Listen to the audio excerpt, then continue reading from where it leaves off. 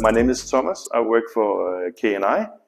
I work as a business performance manager, and I had the pleasure of being responsible for implementing our Impero setup during the last year or so.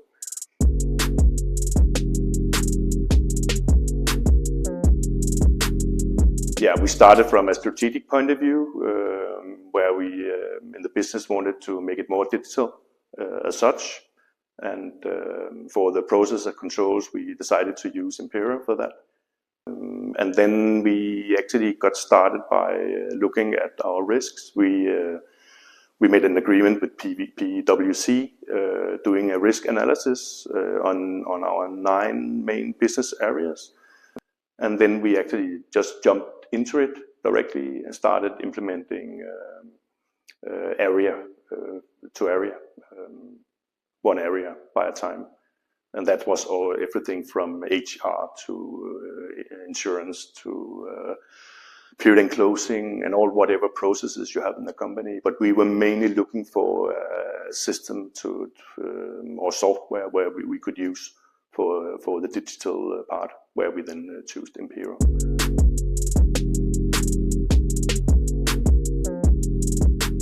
We started with the period and closing.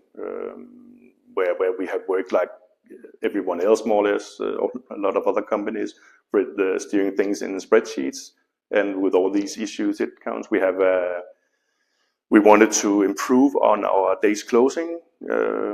So that's why we wanted to start there.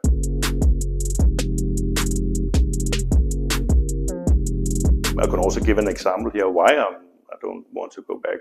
We just had audit here back in May or something, and we had taken that step now. Instead of delivering prints on mails to PwC, which is our auditor, that they actually got an auditor access to Impero.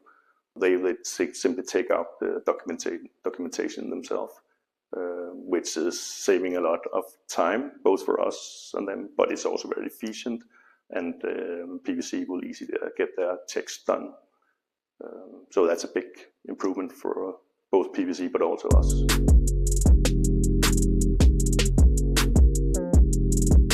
In manual, so you do a print and then you send a mail, and then you have to find the files. The risk is that it's not the last file you send them with the version 1, 2, 3 or final version, and then it's not the final version you send. The thing it's all over again.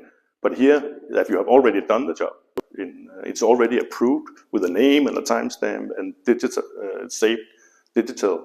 Then it's just a file they need. So we do it once.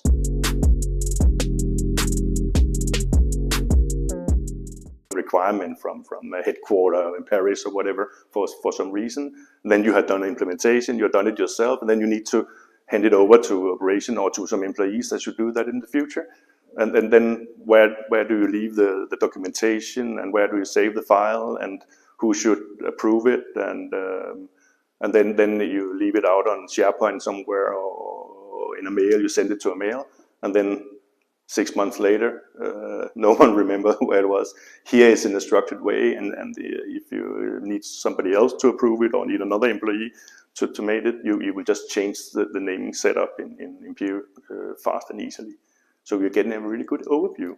Our advantage of getting things structured into Impero with the period and closing, it is also you put things into a time frame. Now we have like deadline 1, deadline 2, deadline 3, and this structure you will also be able to improve over time, that you actually take some of the reconciliations and put them into day -5, for example.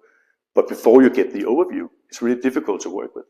But when you have the full picture, it's so much easier to start moving things ahead. I think we have already improved a lot on the days. I will not put in specific days, but we have improved minimum 50-60% on closing faster.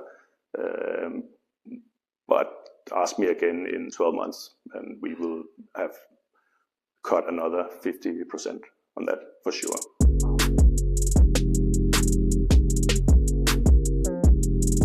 I was just trying to count it because we have monthly controls, we have quarterly and other periodically controls in many areas. My best guess is like 3,000. Could easily be 1,000 more.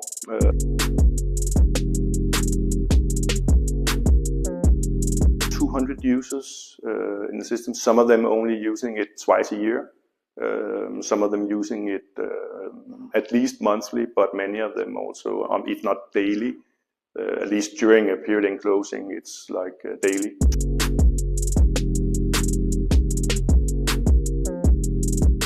I've got the questions before about was it difficult to implement Impero, or how did you implement it? Was it a project or what?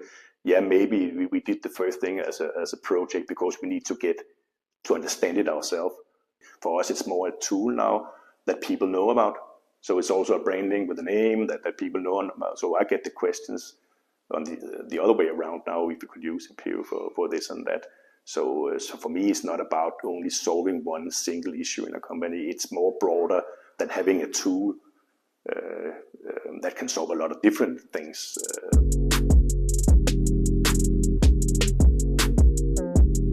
I got a question from our HR department, who's responsible for our ESG reporting. And they asked me if we could use Impero for that. Of course said yes, and then I think we had 2 short meetings, and then they prepared what they needed for what kind of input they needed. So it's from beginning to end, it took us 2 weeks live. So we also have our ESG reporting there, and the advantage of that is that the demands on ESG reporting is rapidly increasing now. So of course this setup we have done this year will not be the same next year. And then you ask, okay, but does it make sense then to implement something which will change next year? Yes, actually it does, because you have the foundation again. So what we have built in Impero is a check next year in February that we will do a recheck of the setup, and then we'll simply just do the changes since last year, and then we kick it off again.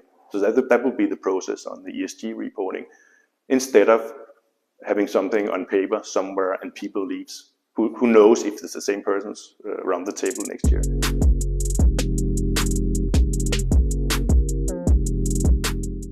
I've worked in companies with where we were 200 subsidiaries, where we do things differently from country to country. So there must be, again, there will be a huge advantage in aligning, for example, your period in closing. That could be other stuff as well, and then also shorten your time for closing, but also your quality to auditors. That's just that area alone will make sense to get Impero inside, and then you can add on it.